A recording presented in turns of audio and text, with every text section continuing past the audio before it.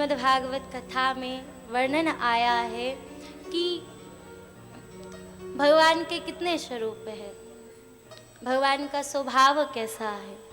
तो भगवान के स्वरूप कितने, पहले इनका वर्णन हम सुन ले। भगवान के 3 स्वरूप हैं। सच्चिदानंद रूपा विश्वोत्यादि है तमे, तापत्रय विनाशाय श्री कृष्णाय नमः। सच्चिदानंद रूपाय, सच्चिदानंद भगवान सत्य स्वरूप है। सत्य कौन है? हमारे गोविंद। दुनिया मिथ्या है, सत्य तो केवल एक हमारे गोविंद है। इस दुनिया में जो दिख रहा है वो एक स्वप्न की भांति है। दुनिया एक स्वप्न है और सत्य तो केवल कौन है? बोले हमारे गोविंद, हमारी राधा रानी। सत्य कृष्ण है, सत्य राम है, राम ही सत्य है, सत्य ही कृष्ण है। भगवान सत्य स्वरूप ही नहीं, भगवान चित्त स्वरूप भी है, जो सूर्य को भी प्रकाशित करते हैं। हम सभी को प्रकाश की जरूरत पड़ती है, लेकिन गोविंद को कभी प्रकाश की जरूरत नहीं, क्योंकि स्वयं प्रकाश है। वो तो सूर्य को भी प्रकाश प्रदान करते, तब उनके कारण हमें सूर्य प्रकाश प्रदान करते हैं। तो भगवान चित्त स्वरूप भी नहीं, भगवान आनंद स्वरूप भी है। आनंद, आनंद कहीं और नहीं, हमारे भीतर है। आनंद दुनिया में ढूंढोगे तो नहीं मिलेगा।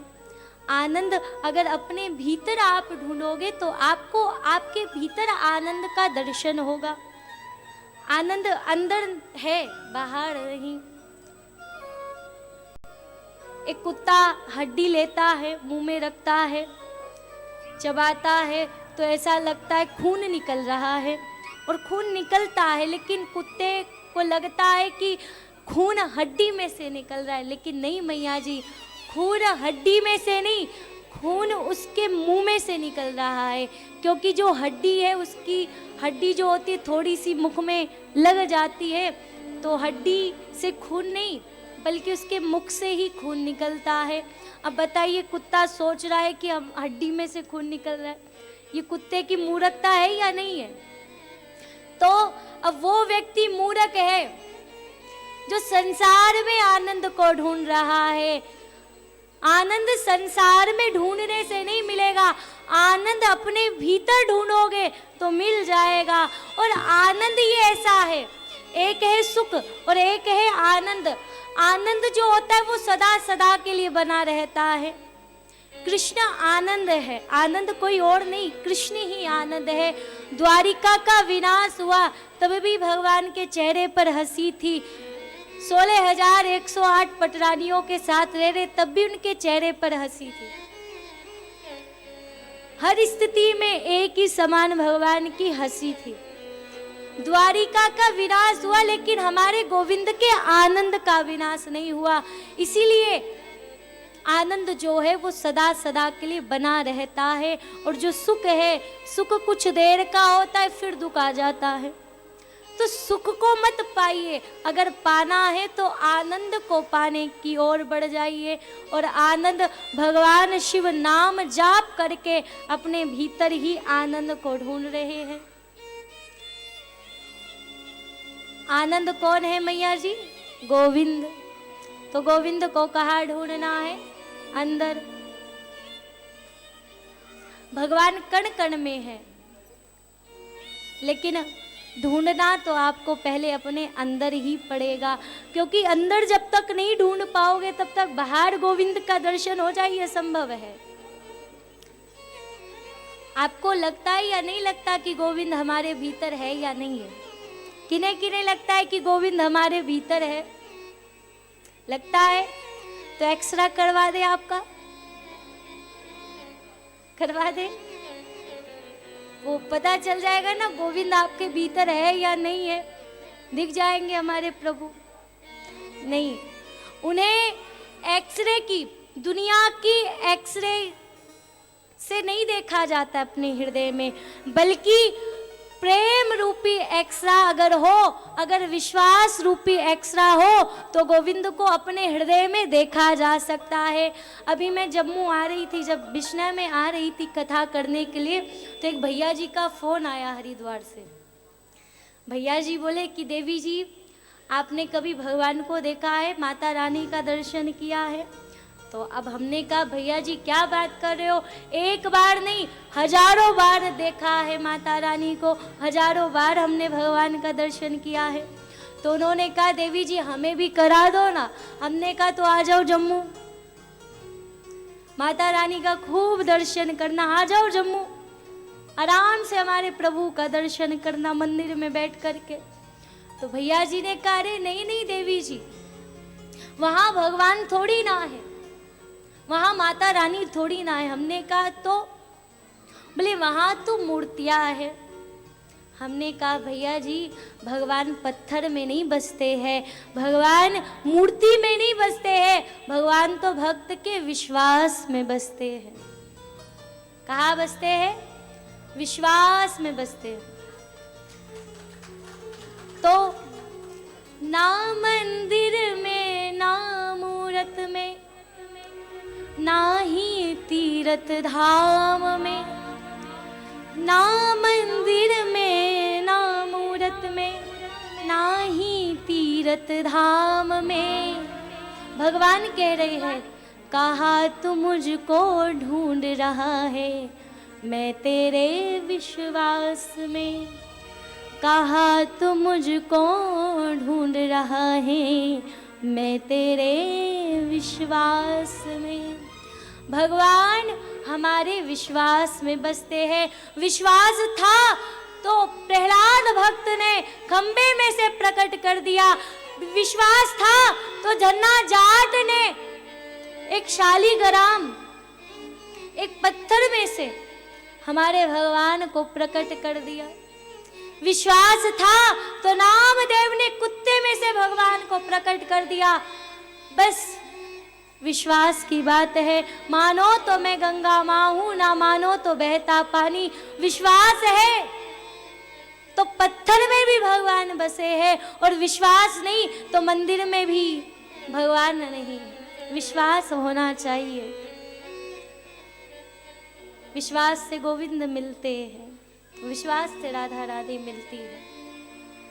मंदिर में जाओ, ये मूर्ति है इस भाव से नहीं, ये मेरे गोविंद बैठे हैं, और उन्हें निहारो। अच्छा, आप भगवान के मंदिर में जाते हो, कभी भगवान को देखकर कैसा लगता नहीं कि इनसे मिलना चाहिए? लगता है या नहीं लगता? अच्छा, दर्शन, दर्शन कैसे किया जाए, किसे कहते हैं दर्शन? हमने देखा है कई व्यक्ति, हजारों व्यक्ति दर्शन करने के लिए जाते हैं, लेकिन दर्शन करने के लिए जाते हैं तो बिहारी जी के मंदिर में जब जाते दर्शन करने के लिए, या माता रानी के मंदिर में जाते दर्शन करने के लिए, तो जब मंदिर से आते हैं ना अपने घर, तो जानते हो कुछ लोग क्या कहते हैं? अरे वृंदावन में जो मूर्ति थी ना बड़ी अच्छी थी, वैष्णो देवी में जो मूर्ति थी ना बड़ी अच्छी थी। लो, दर्शन कर लिया लेकिन फिर भी मूर्ति, हमारे गोविंद प्यारे थे ये नहीं, फिर भी दर्शन करने के बाद भी उनको लग रहा ये मूर्ति है। नहीं, अगर मूर्ति मान करके मंदिर में जाओगे तो भगवान के लिए तड़प हृदय में नहीं जागेगी। और अगर ये मेरे गोविंद है, ये मेरी राधा रानी है, अगर इस भाव से मंदिर में जाओगे तो गोविंद के लिए तड़प हृदय में जाग जाएगी, गोविंद से मिलने की उमंग आपके हृदय में जाग जाएगी। दर्शन किसे कहते हैं, आज मैं आपको बता दूं कैसे किया जाता है दर्शन। एक बार एक प्रेमी, नाम था ताज खान, मैंने अभी कहा ना आपसे, ना देखे कोई धर्म करम ना जात, देखे बस भक्तों के दिल की बात। हमारे गोविंद धर्म नहीं देख रहे, भगवान कह रहे तुम्हारे भीतर भाव कैसा है, बस भाव ही तो चाहिए गोविंद को। तो ताज खान, आप में से वृंदावन कौन कौन गया है? अरे वाह, कितनी प्यारी बात है। तो आप वृंदावन में गए हैं तो जो आपने देखा होगा, जो पार्किंग है ना बिहारी जी के मंदिर के सामने, पार्किंग के सामने अटारी पर एक मंदिर है मदन मोहन जी का। इतने प्यारे हमारे मदन मोहन जी कि एक बार जो देखे सो देखता ही रह जाए। मदन मोहन जी इतने प्यारे हैं कि उन्हें जो देखे सो देखता रह जाता है, दीवाना हो जाता है। ये बात ताज खान ने कुछ भक्तों के मुख से सुन ली। ताज खान ने सुना, अरे ये मदन मोहन इतने प्यारे हैं, चलो आज इन हिंदुओं के भगवान को देख ही लेता हूँ, कितना प्यारे हैं, चलो देख लेता हूँ आज चल के। जानते हो, चला मंदिर में आया है, और मंदिर में आया तो मंदिर में अब मुसलमान को कौन जाने दे। जानते हो प्रेमियों, एक छेक था, एक छोटा सा छेद था, थोड़ा सा देखता है, दोनों नेत्रों से देख रहा है, एक बार इन हिंदुओं के भगवान को देख लूं, कितना प्यारा स्वरूप है, जरा मैं भी तो देखूं। लेकिन जानते हो, देखने के लिए तड़प जाग गई, एक उमंग जाग गई। जैसे मछली जल के बिना नहीं रह पाती, ऐसे ही ताज खान को भी अब लग रहा है कि शायद अब हिंदुओं के भगवान को जब तक नहीं देखूंगा तब तक शायद मैं रुक नहीं पाऊंगा, मेरे दिल को आराम नहीं मिलेगा, मेरे मन को शांति नहीं मिलेगी। देखने के लिए एक तड़प जाग गई, देखना चाह रहा है लेकिन दिख नहीं रहे हैं। इधर छेद है और इधर मदन मोहन जी बैठे हैं। मदन मोहन जी का चेहरा इधर की साइड है, लेकिन जानते हो जैसे तैसे देख रहा है, लेकिन एक झलक जैसे ही ताज खान को दिखी, बस एक झलक जिसे गोविंद की दिख जाए वो तो प्रेमी बन जाता है, वो तो पागल हो जाता है। लेकिन जानते हो, ताज खान पागल बन गया एक झलक को देख करके। लेकिन प्यारे ताज खान जब देख रहा था मदन मोहन जी को, तुरंत उसी समय बिहार जो पुजारी जी थे उन्होंने पर्दा कर दिया। अब पर्दा किया तो नहीं दिख पाए मदन मोहन जी। ताज खान वापस लौट करके अपने घर आया, सोच रहा है इतने प्यारे, अरे कल फिर से जाऊंगा, अरे अभी तो एक झलक दिखी है, मैं पागल हो गया, अगर सामने से उनको देखूंगा तब क्या नहीं होगा। देखने की उमंग जाग गई। अगले दिन ही मदन मोहन जी के मंदिर में पहुंच गया। कुछ भक्त झाड़ू लगा रहे थे, मंदिर की सफाई कर रहे थे। तुरंत ताज खान जैसे ही पहुंचा तो देखा भक्तों ने कि अरे ये तो मुसलमान है, मुसलमान हमारे मदन मोहन जी के मंदिर में प्रवेश कर गया। मारा, ताज खान को बहुत मारा।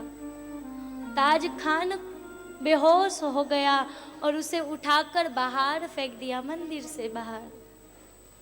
ताज खान हृदय में एक आस है, एक बार मदन मोहन को देख लो, एक बार फिर से उन्हें देख लो। कुटिया में अपने घर आया,